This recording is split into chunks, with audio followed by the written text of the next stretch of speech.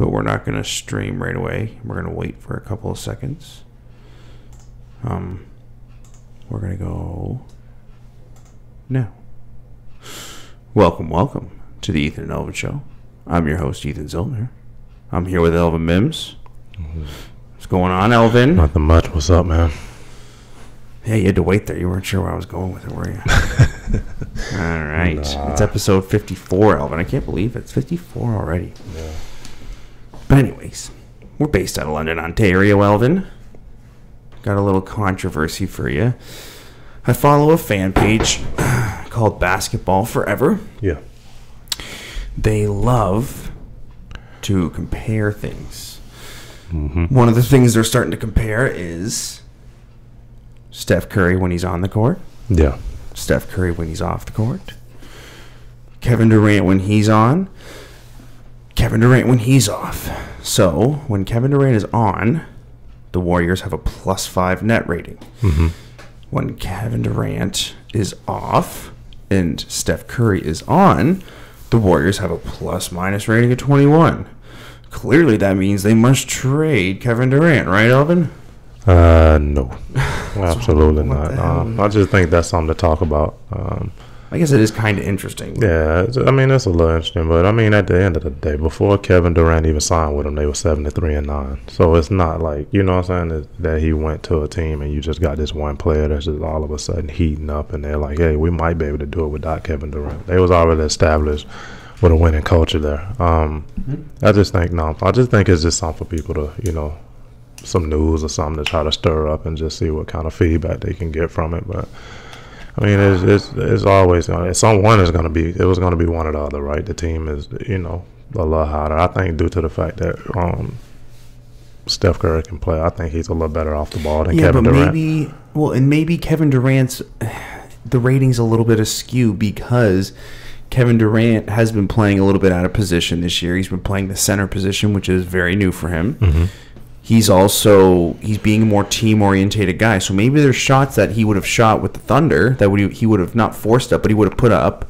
And now it doesn't seem like he's doing that. Oh, no. I'm pretty sure if you look at his FGAs, they've gone down a lot since he's joined the Warriors, right? So it's like I said, I think it's just something for people to, to talk about and, and just try to get something stirred up and going.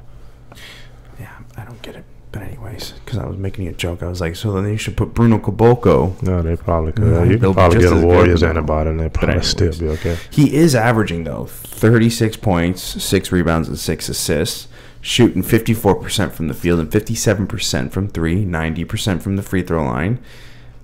That's pretty hot, Elvin. Oh, he's cooking. That is. 57% from the 3. Coming back from injury, I think you're just like, if I can get around double figures, 20 points, yeah, that's pretty good. Getting back into the rhythm with burn and all that stuff. Came out of the blocks, killing. Ready to go. Like he was never hurt. Damn. But yeah.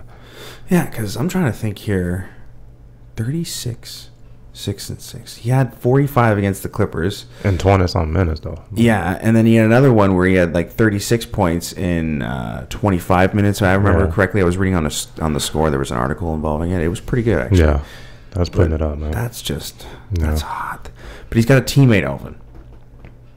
Actually, there's another teammate, too. But anyways, he's got a teammate in Draymond Green who is being very critical of the NBA refs. He came out and said he's getting picked on.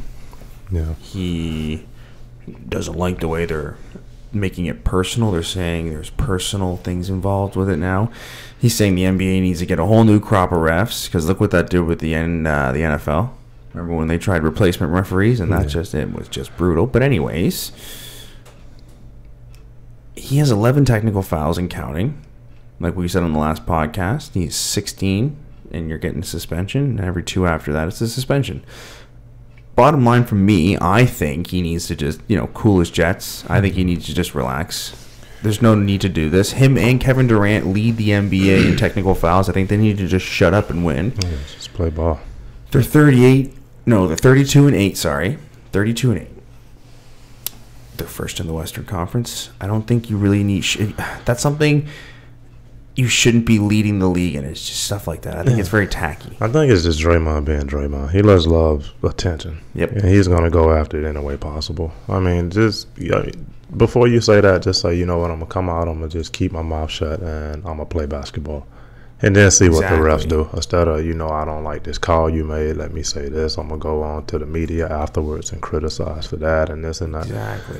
Like, just come out and play basketball and then see how it all goes out, man. But, yeah, I just think Draymond, to be honest with you, sometimes he just kind of feels to me he's like the basketball player, LeVar Ball. Like, he just wants some attention in any kind of way. Like, I don't care what happened. They can guarantee that Draymond Green is going to chime in on it. You get what I'm saying? So it's it's like, dude, just push. You hit the team with the best record in the West, probably in the league. You're the defending champions. Dude, just go play basketball. Like, just play ball. It's not like, what I'm saying? It's not like the refs, got a hit out on just him. Like, to me, I don't see him being that aggressive or that forceful of a player for the referees. Well, for argument's sake, what if I say this? Tim Donaghy said when he was refereeing, Allen Iverson was a very big focal point. The NBA wasn't impressed with the way he was dressing. They wanted him to, fall in line, so to say. Is that the case here, you think? Do you think maybe, just for argument's sake, there might be a little bit on the scouting reports to look at? To be honest with you, like, I'm not saying that the refs probably now they probably be like, all right, if that's what you say it is, then okay, we'll do that. But that's just human nature too, thinking about it. Because if you're going to try and draw all this attention, then all right, you're going to get attention. Then they're going to start watching. That's what it is. But I mean, at the end of the day, it's not like he's a Dennis Rodman or anything like that. Dude, just go out and just bring what you bring to the table and play ball, man, and quit thinking because you don't got an and one you're gonna scream at the referees, because at the end of the day anybody's gonna get a tech for that. You know what I'm saying? Especially you do it enough, they're gonna be and like, if you're doing it staring right at him and making a malicious eye contact, like, come on, man, they're gonna hit you with it. You gotta expect that. So you're assuming they're stupid, but if you don't, so what they're just very weak. You know what I'm saying? And they're not gonna do anything. So it's just, man, you're the best on the best team in the league, man. Just play ball. Yeah, straight up. But anyways, leading the league in technical fouls is him with 11, Kevin Durant with 8, Russell Westbrook and Dwight Howard are tied with 6 apiece. That's what I remember. I didn't hear Boogie Cousins in there. He's not actually, seriously. Seriously, he's not. Yeah, so he must have 5. I don't know. But either way, that's someone, and him and Zach Randolph. Zach Randolph's another person I can think of. He was a bit of an idiot for a bit there. He kind of fell around in Portland, and he fell around in New York. The Knicks. Yeah. Kind of smartened up when he went to Memphis. Very smart decision for him, because now he's still playing in the league. I remember when he went to Memphis, people saying this is kind of his last chance. Yeah. He turned into something. Talent is there.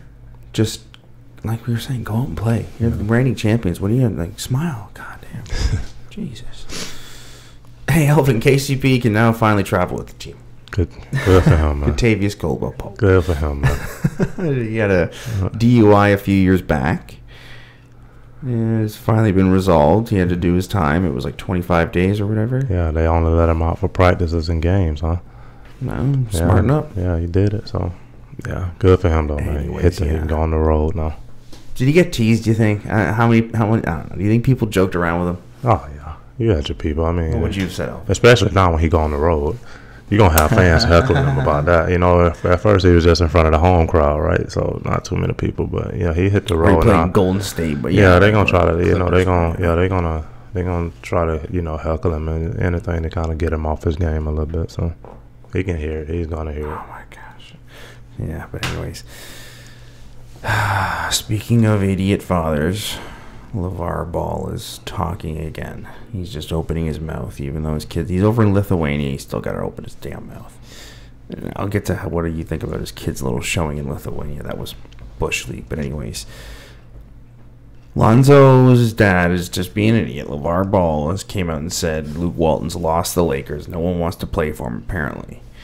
And Lonzo, you can interpret it however you want. There's both ways of looking at it if you want. I don't know how to look at it, to be honest with you.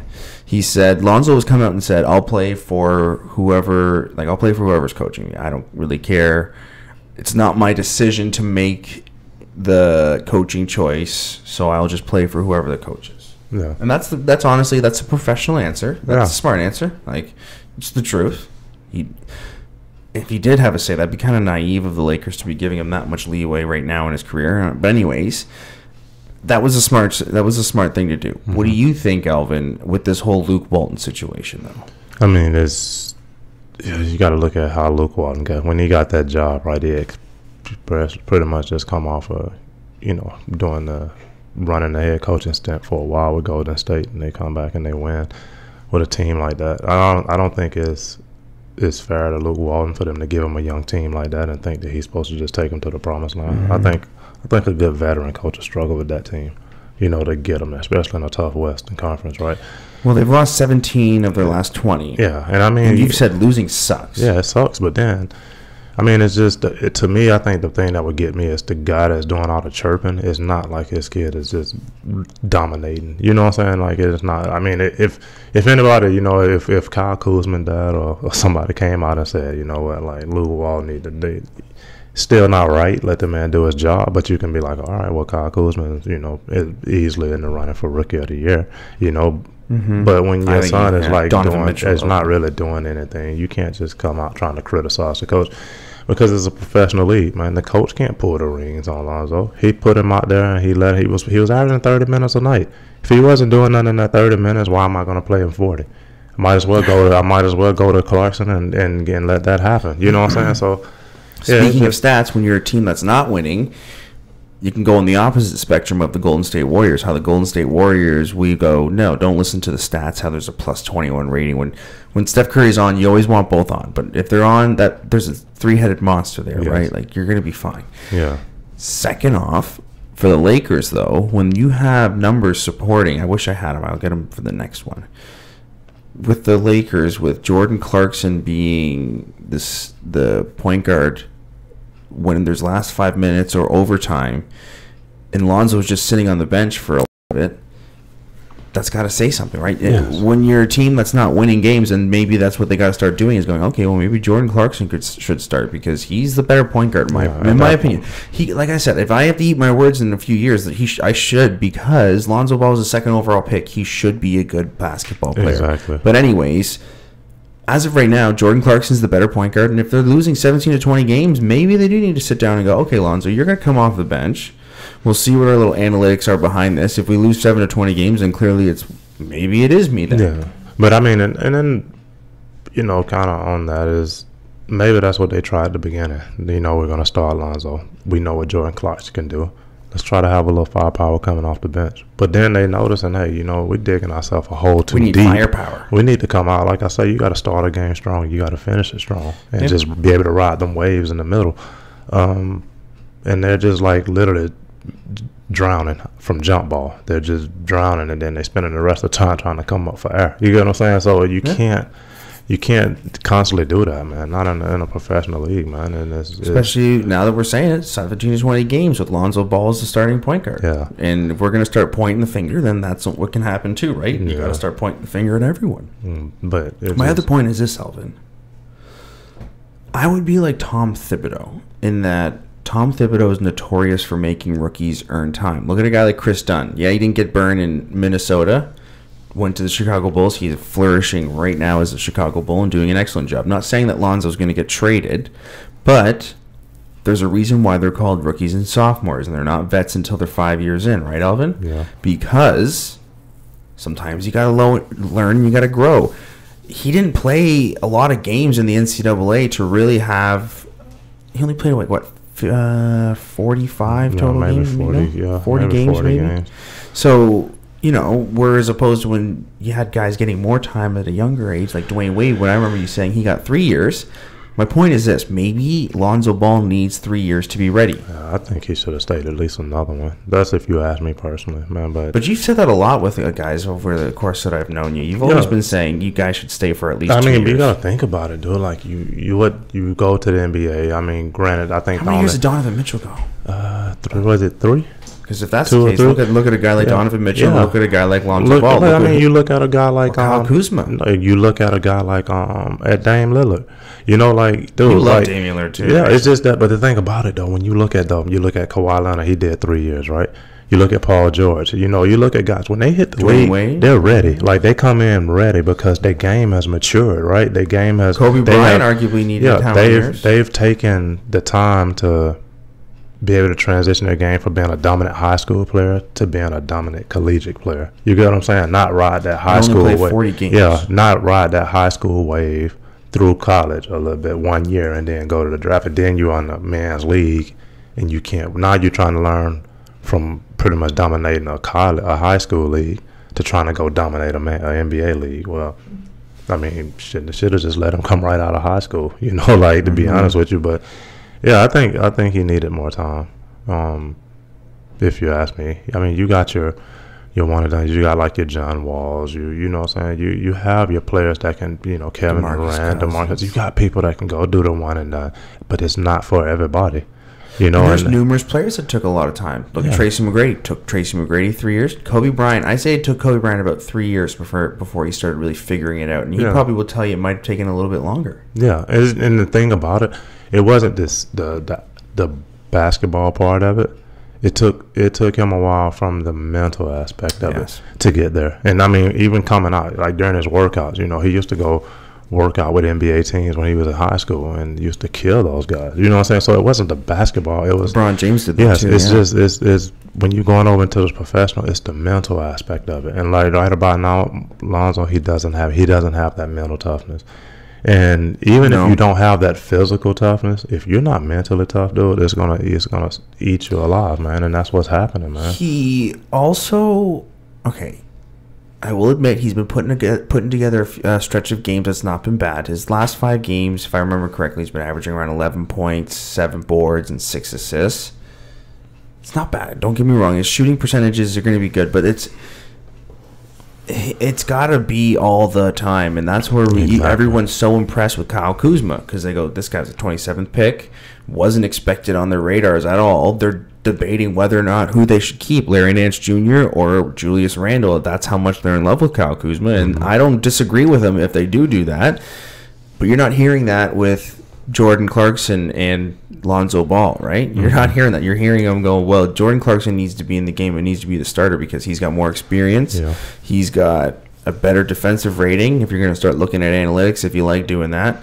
But for some reason, there's guys who love analytics, and then when they're LeVar Ball or Lonzo Ball fans, they just ignore them. But it's even with Kyle Kuzma, though, right? Like, he came into that situation, and it was supposed to have been, and I quote, Lonzo's team, right? And so when you come out, you're the number 2 pick, and they're giving you the ball and saying this is your team, and you have instances where everybody's excited because you're averaging 11 points over X amount of games. That's not really. That's to me. I'm not impressed by that at all. Not when you. That's how you lose 7 to 20 games. Not when you're taking a guy like Donovan Mitchell, who they gave him the ball and he's averaging about 18 a game. You know what I'm saying? And it's just you have like those guys that's doing that with the same opportunity that Lonzo's having. Meanwhile, everybody's excited because he put together 4 or 5 games, and in these 5 games he's averaging 11 points. Well, for the season, you got Donovan Mitchell averaging 18 a game. You know, you got Kyle Kuzma averaging almost 17 a game. I'm in love with Donovan Mitchell. I think Ben Simmons it's a good one for the rookie of the year. I think this will be a real close race between those 3. Oh, I agree. But yeah, even with and it's Brandon Ingram's team. Yeah, but if you look at how they even said Donovan Mitchell, you know, he came out, he didn't get an agent. He tested the markets. He was just coming out to see if he could, you know, what it would look like. He didn't get an agent, so he wouldn't forfeit his eligibility, right? So, like, he didn't get an agent. He just came out and he went and did a workout, a play with Chris Paul and Paul George, and they was like, dude, nah, you ready. And then that's when he decided he declared himself eligible for the draft. But other than that, he wasn't. Chris Paul goes back to the Clippers, and Paul George went to the Pacers. Like, hey, what's our pick again this year? Yeah, like that's what it was. They was like, dude, do not go back to school. But he was. Because everyone thought the Jazz were going to be in total dismay. Yeah, and I mean, like I said, he's putting in work out there, man. But Lonzo should have stayed. I think another year. That's just like I said. It's my. But is it like opinion. Grayson Allen? We're going to get to that in a sec. Yeah. Actually, let's get to it right now. Well, actually, wait. Your conclusion: has Luke Walton lost the Lakers? Has he lost them? Yeah. Nah, man. You know, and I think it's just it's adjustments, and it's got to happen fast. Like, they got to figure it out fast. But I mean, he is a young team, right? He doesn't have a veteran on that team. But you had Lil Aldane, right? But they're not really. They never playing. use him. They never use him. If he gets bought out, come to the Raptors. So you 100%. have no veterans on that team, right? He has no older guy that can bring them in. So right about now, it's like the blind leading the blind kind of thing, right? You got Kyle Kuzma. Like, can you imagine what Kyle Kuzma would be doing right now if he had like a Kevin Garnett to work with? You know what I'm saying? Can you imagine if the Lakers had Kobe a couple of years ago and he took Kyle Kuzma on this wing or whatnot and just kind of taught him the ropes and how to be a professional? See, that's where I'd be offering him a consulting. Yeah, it's just, like, hey, how much to bring you guys in? But I'm just saying, though, can you imagine that? Like, that's happening with just rawness. You know what I'm saying? And he hasn't learned along the way. Well, there's guys that got interviewed who were starters with him and players with him who are still at Utah, the university he went to, the University of Utah. They were saying, like, he was not like this last year. Yeah. He was a completely different person. He's went to the next level. Yeah, it's gonna happen with college. And it just happened at the right time. But we told you have some players that you don't hear about in college. They hit the NBA and kill it, and then you see players that have all the hype in college and hit the NBA, and you be like, speaking of hype, Elvin, what's up? Drum roll. Remember Grayson Allen? Yes, I do. What the hell happened to him? Yeah, he was his own nightmare. His own worst enemy, dude. And he's a fool. Yeah, like he could have legit been a 1-2 year max and done, but and he could have been a top 10 pick or a lottery pick. It's just been a headache, man. And professional teams don't want to deal with that. If you're gonna be a headache, you have to be a killer. If you're gonna be a headache, and if you're gonna be a headache, it's got to be like Zach Randolph, where it's like, oh, like you just said, he's a killer first off, and you go, well, he's still producing out on the court. What can we, like, it's kind of, you start going, oh, god damn, like DeMarcus Cousins in Sacramento for the longest time. So it's but I think that's what the Duke Blue Devils lost to North Carolina State. The number 2 in the nation. North Carolina State is not ranked, obviously. What was the final score in that game, Elvin? Oh, it was 96-85. How many points did Grayson Allen have? 8 points. 8, 3, and 3. So, and they played like 40 minutes too, like almost a game. He played though. Yeah, so it's like this Marvin Bagley fella. Marvin Bagley. Yeah. He had 31 and 10. Put in work for NC State. Put in work. They had their hands full with him that night. Trying to figure out, is Grayson Allen going to be... I don't think he's going to be... He won't get drafted. If so, it'll be late second. That's what I was going to ask. If he was a second-round pick last year, apparently, and that's why he came back, because he listened to whomever. I guess an agent, but he doesn't have an agent. I don't know how it works, but anyways. He listened to whomever, and he basically probably was like, I don't want to take a chance to be a second-round pick. Yeah. Now I think he's like, I wish I was a second-round pick. Yeah, it's questionable now, but if he do it, it'll be a late second-round pick. I was going to say, he's going to get like a summer league invitation. Yeah, he'll get like a summer league invitation, for sure. You know, just I'm gonna tell you, like, will he crack a roster? That's gonna be tough because you can only do someone's gonna look at him. Somebody will look at him. Somebody will look at him. But to be honest with you, like the stuff that make college players like crazy college players, it kind of dies down if they don't have that same drive in the NBA. Bro. Yeah, and it's just like right now, when he get there, he has to be able to play both ends of that floor. And you can't be doing silly stuff, tripping players and all that, because somebody been, roughed you up real good. But that's where the NBA can kind of go. We're a business. Yeah, but then Mike Krzyzewski, he has pull in the league. He'll get looks from teams.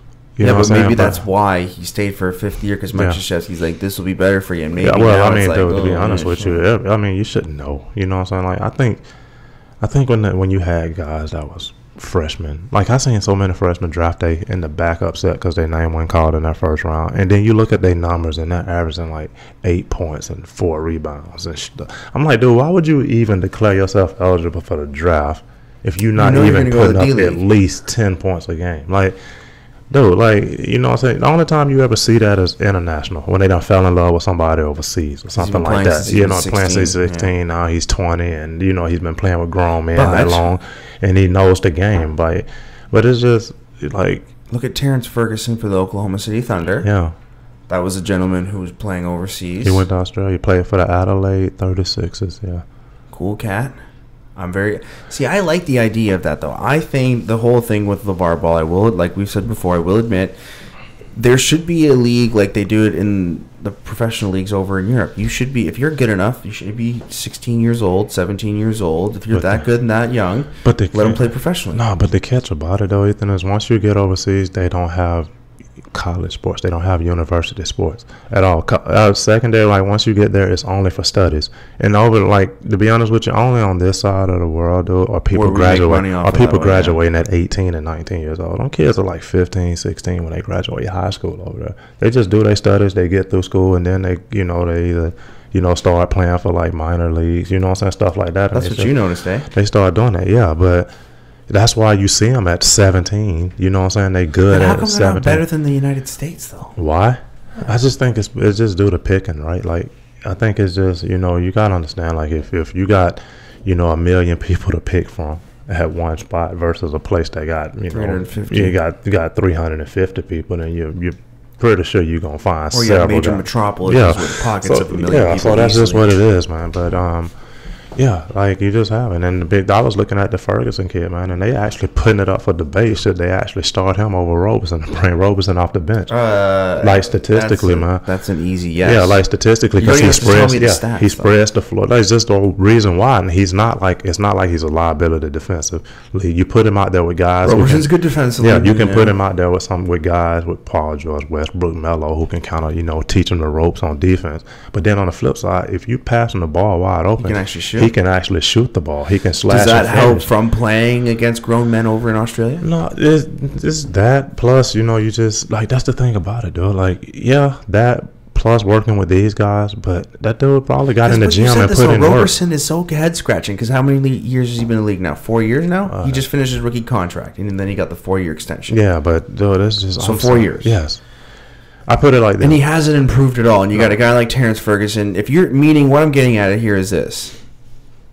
If you are Anthony Roberson, does this slap in the face finally get to you and go, okay, I need to go work on my shot? You need to do something, man. And then that's the thing about it, because I've said it before, and I'll say it now, and I continue to say it, dude. It is, being a former basketball player, being a former professional athlete, it is no way possible that you tell me that anybody, and I'm not just speaking from myself, I'm speaking from watching other guys, that getting in a gym and working on your craft, you do not get better.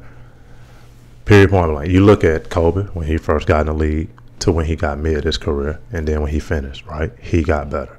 You look at Kevin Durant when he first came in the league, he got better. LeBron came in the league, he got better. Jermaine O'Neal. These guys, they got better. Vince Carter, T-Mac, he got better because they got James Harden. Jermaine O'Neal, did you? James Harden. He got better. Westbrook, he got better. Steph Curry, he got better, because you can tell the ones that are in there working. Since on you say their craft. Steph Curry, there's a thing that I found very interesting. They had the top shooting guards and point guards in the NCAA at the time go in there. There was guys like Russell Westbrook.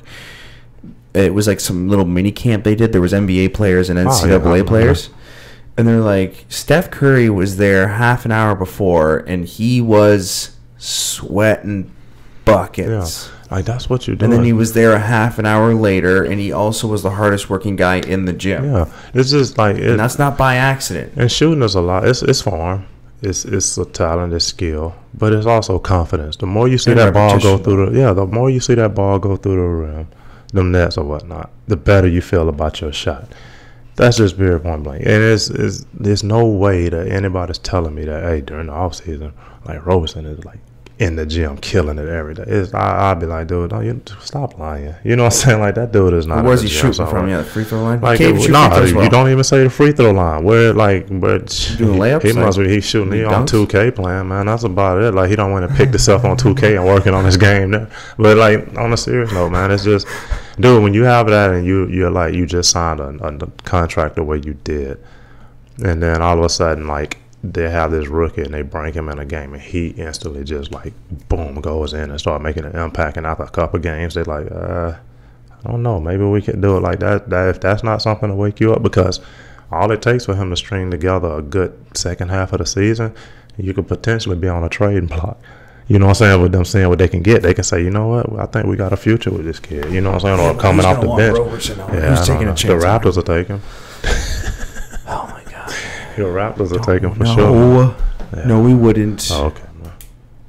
Anyways, but yes, Grayson Allen needs to step his game up because he's not going to be doing well. No. Anyways, we're going to move on to some NBL news and some NAPB, North American Premier Basketball, or it's formerly the PBL. You used to play in it, right, Elvin? Yeah. Elvin, I watched a game the other day. I shared a video too. Yeah, I saw that. I watched the Albany Patroons play the Rochester Razor Shacks. Okay, DeAndre Thomas, former London Lightning, former Windsor Express, playing for the Albany Patroons. He's doing pretty good. Scored their first 8 points. I watched the first and second quarter, the first half, most of the second quarter. The feed was good, like I said, compared to year one for the NBL. The NBL's feed cut out a lot, but that can also do with the internet in Canada not being as good compared to the internet in the States. I don't really know. But Elvin, what do you see about this league? Okay, so I got a little question for you. And I know this is not on the script, and I'm kind of getting you a little off topic here. It just popped into my head. I noticed that David Magley is the commissioner, but he also owns a team. He owns a team? Yeah. The Rochester Razor Sharks. David Magley doesn't own the Razor Sharks. No, not the Razor Sharks. He owns... he's an owner of a team. It's not the Kansas City team or something? Maybe, I think so. I can't. So the Razor Sharks is owned by that doctor, isn't it? Yeah. How does that happen? How can you have the commissioner be a part owner? I don't know. I mean, I've seen it happen. Before in the PBL with the Rochester team. Is that what do you think of that, Elvin? I don't. I mean, it can be fun as long as amazing stuff don't start happening. As long as their teams are not far less talented than other teams, but manage to always be the top team, or they getting down the stretch of the season, they got to win 6 of the next 8 games, and magically it just strings off and it happens like that. You get what I'm saying? And when it's stuff like that, it kind of comes to question. But I mean, True. I don't see anything wrong with that at all. If he's trying to make it investment, I mean, you can't never knock a guy for that. But true, the NBA has owned teams before. If anyone's saying the NBA doesn't happen in the NBA, the NBA owned the New Orleans Pelicans, and they also got the first overall pick, and they vetoed a trade involving Chris Paul because they wanted something better. Yeah. So anyways, yeah. You were saying you do like where the Albany Patroons play, though. Yeah, I always like that. Why don't you explain it a little? It's the Armory Center, and it's like 3 minutes left. Yeah, it's like, if I don't know if anybody ever been to Cameron Indoor Stadium. Have you ever been there where Duke plays? No. It's not a big arena. It's just that everybody's packed in right on top of you, right? So it's just you get that buzz, you get that vibe, and it's the same thing with Albany, right? Like, they don't have big what's name on each side. They just have a small set of of seating. It's literally a former military armory, and it's cool. Just literally everybody's right there on top of you. Everybody. I remember playing that. Dude, to get to the locker room, you have to go down 2 flights of stairs and walk across an underground parking lot. Kid you not. That's how you got to You're saying, what'd you do with your shoes again? No, not our shoes. No, what we used to do is our trainer. We used to make him dump all the stuff out of one of his trainer things, and everybody will use some of his pre-wrapping tape and tape your wallet and your cell phone and write on it and then put it in his thing so he can keep it on the bench. You got a floor, you got 2 flights of stairs and underground parking lot. You come back, somebody can be on pride the door open. What would you walk up to this court with? You wouldn't be wearing your shoes that you would wear on the court. Yeah, it wasn't you could, because then they had the thing you can wipe your shoes and all that stuff. It's not it's a crazy far walk, you know what I'm saying? And it's, you had a little walkway or whatnot to walk. But hey man, it was we was about balling, man. We wasn't about trying to preserve the bottom of our shoes. We get out there, you wipe them off and do the whole the stop and go test, and we was good, man. Stop and go. Yeah, but no, I always liked that arena though, man. I always had some big games in there. Elvin. Yeah. The Lightning have been dominant. Yes. We said they'll come around. Why don't you tell a little bit about what happened with Maurice Bolden? Oh, my dude, Mo Bolden, man. He's good dude, man. A hell of a basketball player. He was injured at the beginning, so he missed the first. Yeah, he broke his finger or whatnot. So he missed the first, stint. Man, he had his opening night Friday night, and he came off and he had 18 points, a lot of big buckets down the stretch that kind of, put him over the top. Yeah, off the bench. And he came out tonight and he had 32, I think, on 13 of 19 shooting. So that's good. I mean, to be honest, who are they playing? They played the Kitchener team Friday. Kitchener Wild. Yeah, Titans. And then they played Niagara today. And I'm good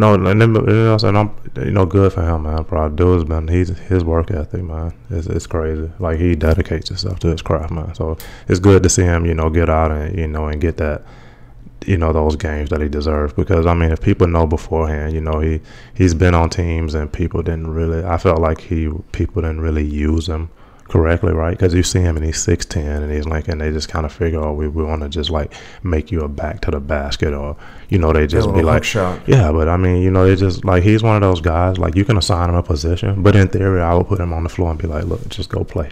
Yeah. You know what I'm saying? Like, he's not a selfish dude. He's not gonna, do anything outside his game. He's gonna give you max effort and max energy on both ends, positive energy, even coming back to the floor. And I think that's what London needed, right? You can get as a player, I'm gonna tell you firsthand, like, you can go out and every night, scrap up the energy within each other and pull games out. But if you've been sitting out and I see that you're putting that work in, and I see you come out and you excited and you ready to play, man, you bring like a new, fresh energy. You get what I'm saying? Mm-hmm. And that might be what they need, man. And to be honest with you, they seem like they got it together now, man. And how did he come across the London Lady again? I think it was, I don't know if it was his agent or something. They wound up reaching out. It was my second year here. Okay. And they was telling me, it was like, I remember at the time the general manager was a guy named, Taylor Brown, and he was like, we heard this one guy, Maurice Bolden, went to your school, because he went to Southern Miss as well. Oh. And it was like, he's like a 6'10", like a two guard. And, he brought him in. He's always been a good guy, man. He loves the game. He's a student of the game, So, I mean, that year. Sucks he didn't make it with the Austin Spurs, but in our game. Yeah, it's just, that's what it is, man. But, it happens. That's the nature of the professional sports. You're going to have bumps. And, sometimes people get cut and people think it's because he wasn't playing right. But sometimes it's just due to the situation with the team looking for. So, yeah, maybe they were just not using him right, like you were saying. Yeah, so. But anyways, Elvin, that's the show for today. All right. We got to wrap it up. We got more than one sponsor. Yeah. You like what I did there? You like that? Yeah, I like that. That was a good one. I like that one. Yeah. You can reach our friend Juan Carranza in the Cherry Hill Mall at 519-719-5721. I didn't want to mix it up there. There's too many Juans to mess around with. Elvin, it's bloody cold out. I know, man. I got mad yesterday, man. I was shoveling and I should have called Seth. I should have called him, but should have called Seth. Yes, call my brother at Perennial Landscaping. He will hook you up. They will take care of you. They will put you in good hands. You can reach him at 519-532-0076. That's Perennial Landscaping. No, that's Perennial Landscaping with 1 P, Elvin. Yeah, I know it. Sometimes people want to spell it with 2 P's. I mean, I'm just saying, right. Sometimes Seth get it done. People want to say it's popping, so they just they want to keep it. They want to keep it going, man. Oh my gosh. No. Anyways, everyone have themselves a wonderful day. Right, man. We're gonna cut the feed for a couple seconds afterwards. You're not gonna hear anything, but we're gonna do like the news anchors. We're gonna like play with our papers and stuff. But yeah, everyone have a good day. All right.